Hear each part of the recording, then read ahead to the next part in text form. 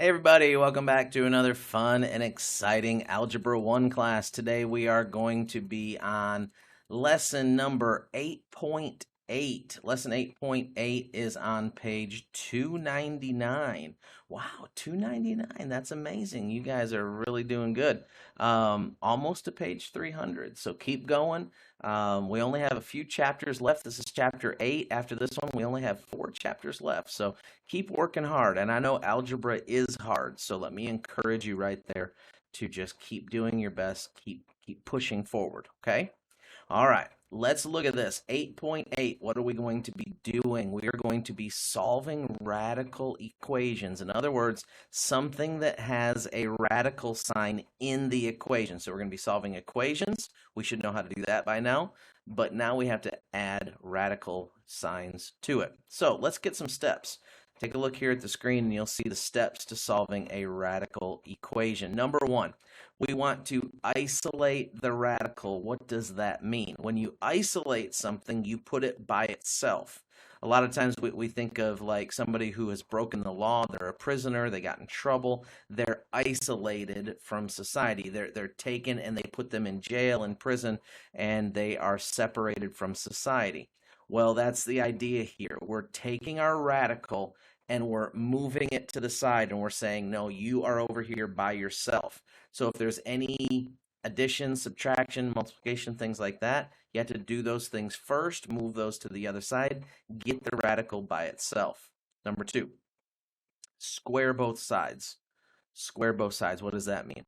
Well, when we square something, okay, what's going to happen is, all right, for example, if we have a radical sign and we have x plus 2 in the radical sign, if we square this radical sign, guess what happens?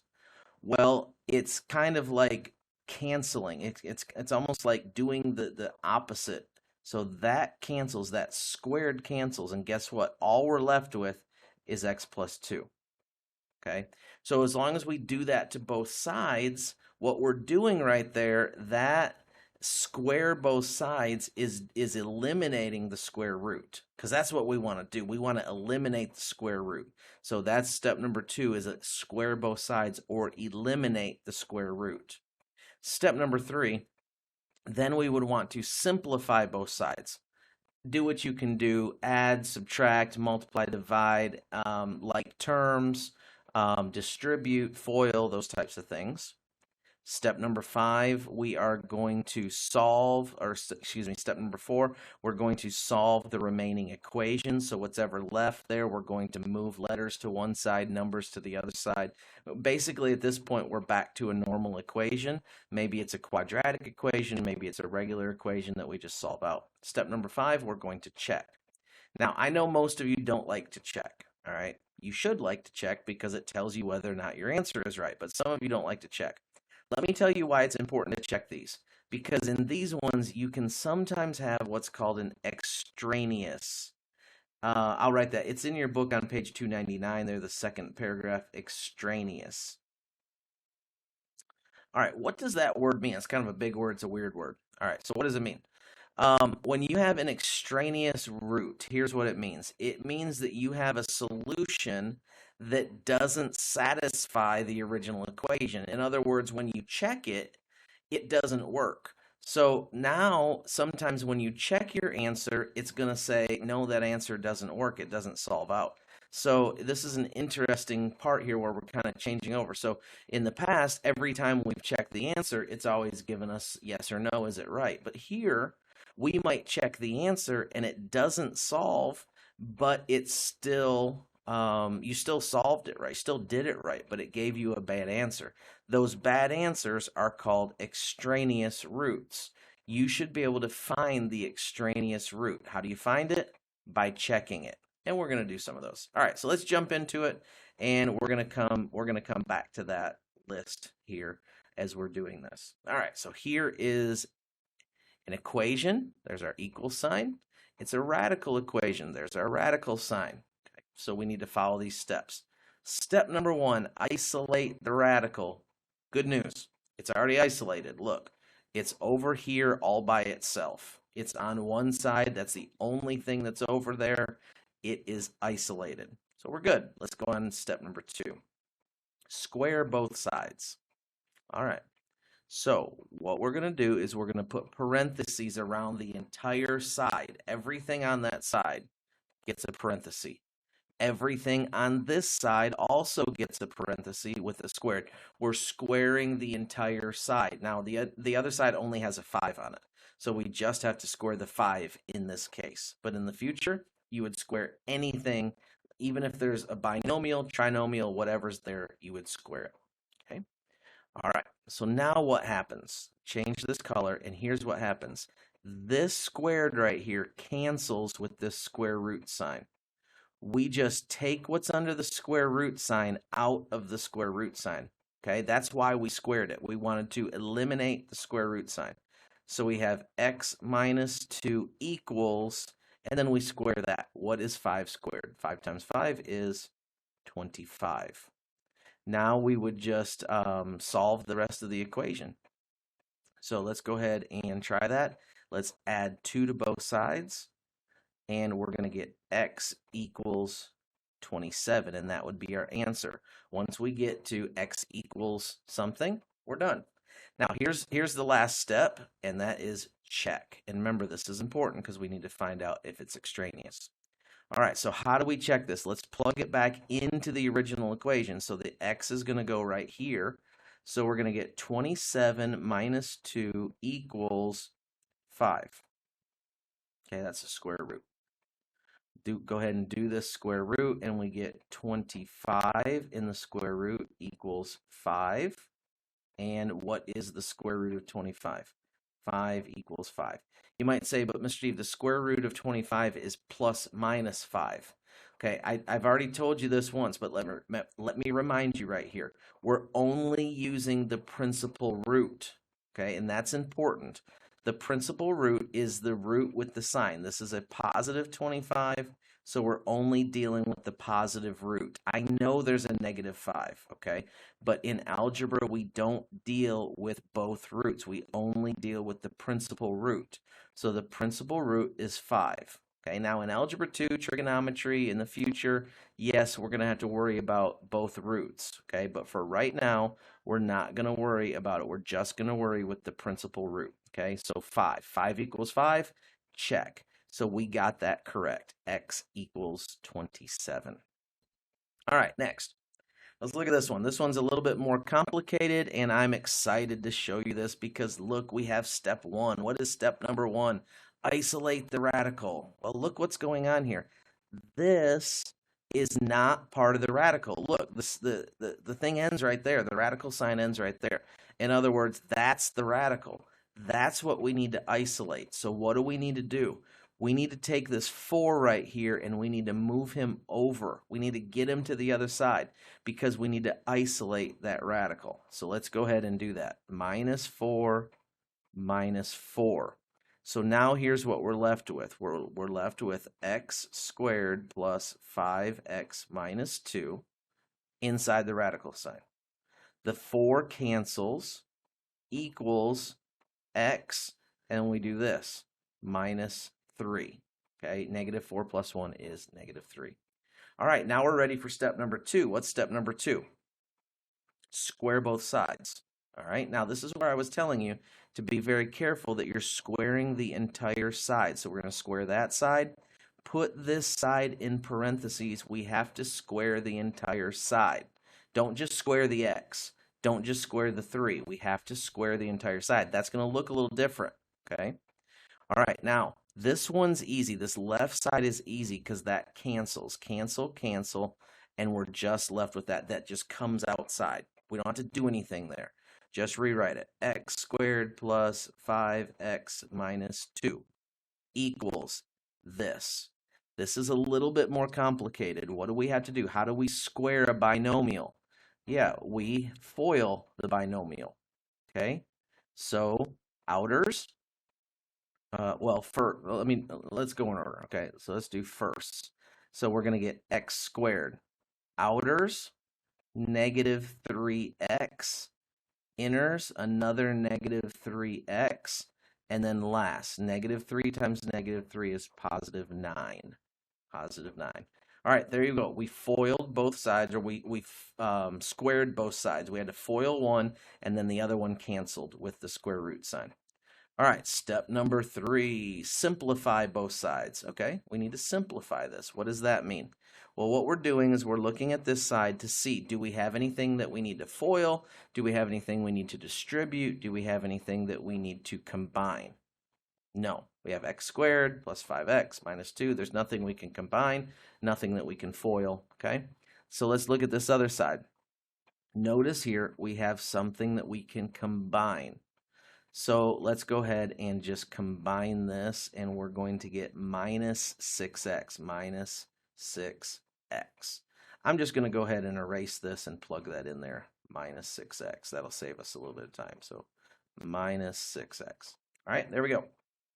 Now we're ready for the next step. What's the next step? Solve the remaining equation.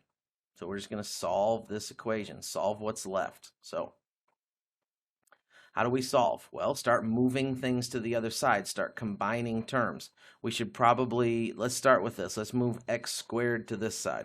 Minus x squared. Well, look what happened there. Cancel, and look what happens here. Cancel. The x squared term just goes away. It just goes to 0. Let's move the x over here.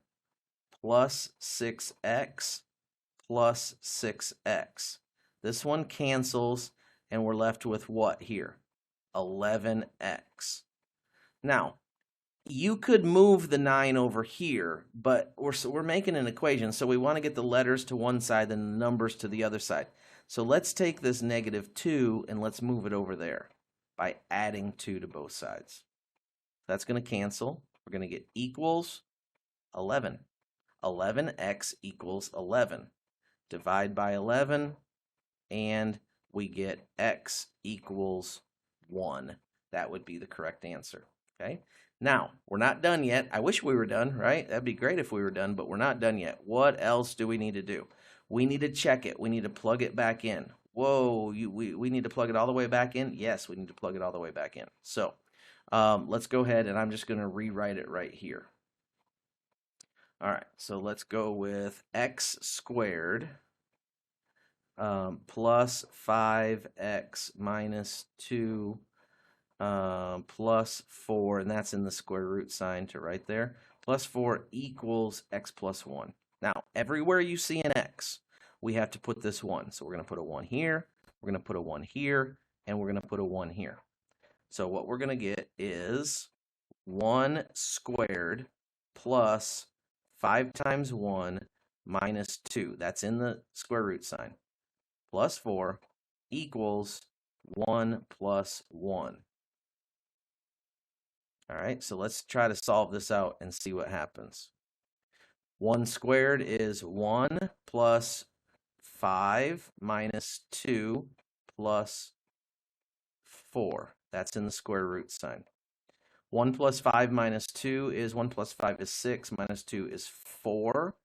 The square root of 4 plus 4. All right, if you look in the book, at least the book that I'm looking at, has an error in the solution, and I'm sorry, but it does. They don't check it back the right way. They forgot this 4 in their check, okay?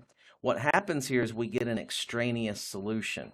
So when we do this, we get square root of 4 plus 4 equals, so that's 2 plus 4, that's 6 equals, 1 plus 2 is 2. We get 6 equals 2. That is not correct. 6 does not equal 2. So in other words, this solution that we got is what's called extraneous. The book does not show that. The book should show that. If you look at the check, they forgot to put the plus 4. They failed to put the plus 4 in there, so their check came out right, but they didn't put the plus 4. So anyways, it's wrong, okay? So the solution is extraneous. Our solution came out the same, but when we checked it, it didn't work, so that would be extraneous. So that would be no solution. In other words, the x plus 1 is not part of the answer. Why? Because it doesn't check the solution. It doesn't check the equation. All right, let's do one more real quick, and we will follow the steps. First step is isolate. It's already isolated, so we're good there. And now we're going to square both sides. This cancels with this, and we get 3 minus 2x equals x squared. Now this is an interesting one. This is like from last chapter. I want to show you this. Let's move this, and so let's basically set this equal to 0. The x squared is the trick right here. So we want to move this over here, and we want to move this over here. So add 2x and subtract 3. All that's going to cancel, and we're going to end up with 0 equals x squared plus 2x minus 3. Now, what we have here is we have a factoring problem. We need to factor this, and it's set equal to 0. So we're going to get two answers here, right? You remember that when we factored, we get two answers. So what do we get? X and x. Our signs are going to be positive and negative, and it's going to be 1 and 3. So a 3 and a 1. The 3 is bigger because this is positive right here. Now, you want to check that. You want to FOIL that, right? So outers and inners, that's our positive 2x. So that's right. That's the correct factors. Don't forget that this is equal to 0. So let's set both of these equal to 0. So we're going to have x plus 3 equals 0. And we're going to have x minus 1 equals 0. Move these both to the other side. Minus 3, and we get x equals negative 3. And move this one to the other side, plus 1, and we get x equals 1. Okay, those would be our two solutions. Now, we would check both of those solutions. In the book, you can see that when they check the number 1, when they check this one right here, it works. That's correct. But look what happens when we check the negative 3. So if we put the negative 3 back in, so we have 3 minus 2 times negative 3 under the square root equals negative 3. That's our original. I just plugged that back into the original. Everywhere there was an x, I put in negative 3. So now we're just going to solve this. Watch what happens when I try to solve this one out. So when I do this, I get basically negative 2 times negative 3 is going to give me a positive 6. 3 plus 6 square root equals negative 3. 3 plus 6 equals 9. 9, square root of 9 equals negative 3. You might say, yes, Mr. Steve, that checks out. No, it doesn't. The principal square root of 9 is positive 3. Positive 3 does not equal negative 3. In other words, negative 3 is not part of our solution. Only 1 is part of our solution. This one, I didn't check it. I didn't show you the check just to save some time. You can look at it in the book, but it does check. Okay? It checks, and it is part of the solution. Negative 3 is what's called extraneous. So keep an eye on those extraneous solutions. Okay? All right. Well, that's all I have for you. I hope you learned something there. If you didn't, slide it back, rewind it, and take a look at it and try to make sure that you understand it. Try some of those. Go to those exercises and try some of those. See how you do.